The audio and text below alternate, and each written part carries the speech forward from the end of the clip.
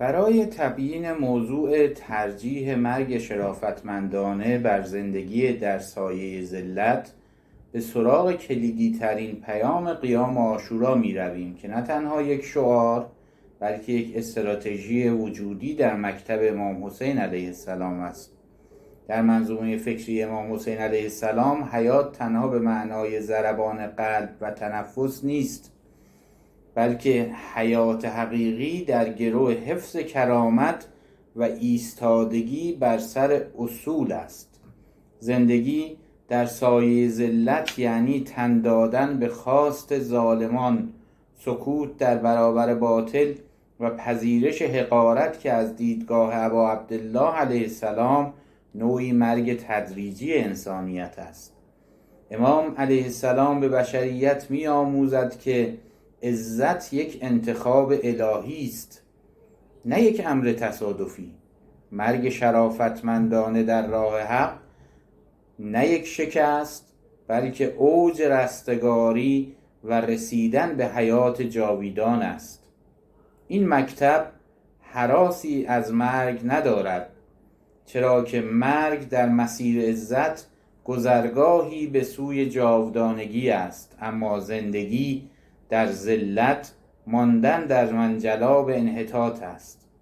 برای تبیین این اصل دو فراز تاریخی از سیره امام حسین علیه السلام که در منابع معتبر آمده اند قابل استناد است. امام حسین علیه السلام در یکی از خطبه‌های خود در روز عاشورا وضعیت ناگزیر خود را چنین تبیین کردند که راهی جز انتخاب مرگ با عزت ندارند. این سخن در منابع متعدد از جمله لحوف سید ابن طاووس و مقتل الحسین خوارزمی نقل شده است که حضرت فرمود: الا و ان الدعی ابن الدعی قد رکز بین اثنتین، بین السلة و الذلة و هیهات من الذلة. آگاه باشید، ناپاکزاده فرزند ناپاکزاده مرا میان دوراهی شمشیر و ذلت قرار داده است، اما هیهات که ما زیر بار ذلت برویم. این عبارت اصل انتخاب است. امام علیه السلام بیان می کند که ذلت یک گزینه است که دشمن به ما تحمیل می کند، اما پذیرش آن اختیار ماست. امام علیه السلام مرگ با شمشیر و شهادت را بر زندگی با ننگ و تسلیم ترجیح می دهد، چون ذلت را غیر قابل جمع با آزادگی می داند. سخن ماندگاری از آن حضرت در مسیر حرکت به سمت کوفه نقل شده که جا دارد برای شما بیان کنم. آن حضرت در یکی از منزلگاه‌های بین راه فلسفه مرگ و زندگی خود را برای یارانش چنین آشکار می کند.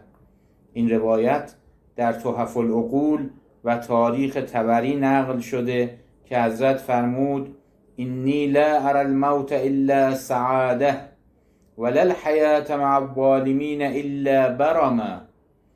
من مرگ را جز سعادت نمی بینم و زندگی با ظالمان را جز رنج و ملال و نکبت نمی دانم. این جمله عمیق‌ترین تبیین مرگ شرافتمندانه است. امام علیه السلام واژه برم را به کار میبرند که به معنای دلتنگی، ملال و نکبت است. ایشان تصریح میکنند که حتی اگر زندگی مادی انسان در امنیت باشد، اما در ذیل سلطه ظالمان چنین زندگی دیگر حیات نیست، بلکه قفسی است که روح انسان در آن میپوسد. بنابراین از نظر امام مرگ در این راه از زندگی ننگین گواراتر و سعادت بخشتر است. این دو فراز تاریخی چهارچوب زیست مؤمنانه را در سبک زندگی حسینی برای ما روشن می کند. اولا، عزتمندی هزینه دارد. امام علیه السلام هزینه آزاد بودن را با خون خود پرداخت.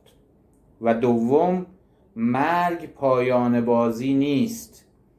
در منطق حسینی مرگ با عزت حیات بخش برای جامعه است. یعنی وقتی کسی برای کرامت انسانی میمیرد، الگویی زنده برای نسل‌های بعدی میسازد. و اما سومین برداشتی که از این دو فراز میتوان داشت، تکلیف امروز زندگی ماست که اگر امروز در موقعیت‌هایی در جامعه یا در سطح جهان میان سکوت ذلتبار برای حفظ منافع و حق‌گویی با هزینه‌های رنجاور قرار گرفتیم، سیره امام حسین علیه السلام معیار انتخاب ماست.